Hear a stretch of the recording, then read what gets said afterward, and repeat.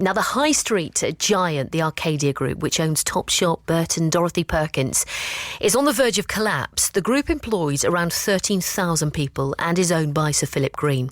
Well, Kate Hardcastle is a retail analyst. Morning, Kate. Good morning. I mean, do you think these shops could close for good?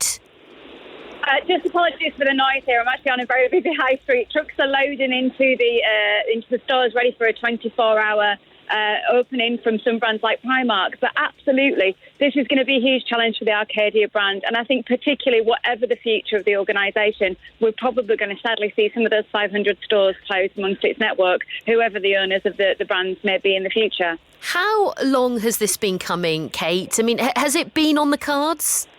Absolutely. This isn't COVID related purely. This is absolutely to do down with the group. There's 13,000 workers who've been turning up to work every day, trying to make a difference, trying to turn the brand around.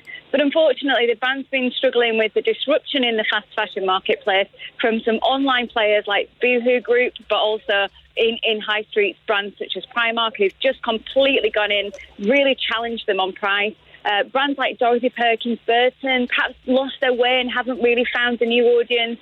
And as well as that, I think also the fact that it's maybe been looking at e-commerce, maybe not with as much strength and not investing as much into the online opportunity till too late for a lot of those brands. So even though it's been able to trade throughout that period, because of course it was able to have an e-commerce presence when the stores weren't open, I think it's just been sort of the nail in the coffin rather than being the pure downfall. And Kate, what is the chance of a buyout?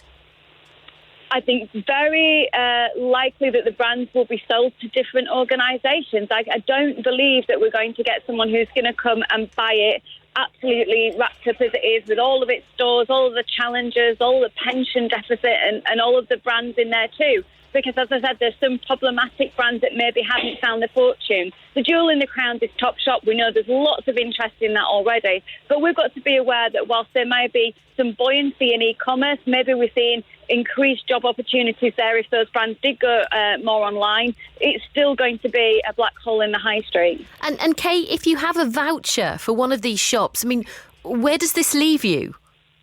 If it does go into administration, the stores are likely to carry on trading, particularly at this busy time of year when the stores are going to reopen. But I would recommend, just from your own safety point of view and feeling secure, spend the voucher. Just use it as soon as you can and make sure that you don't lose out. Kate, it's great to talk to you. Thank you very much. Kate Hardcastle there, a retail analyst.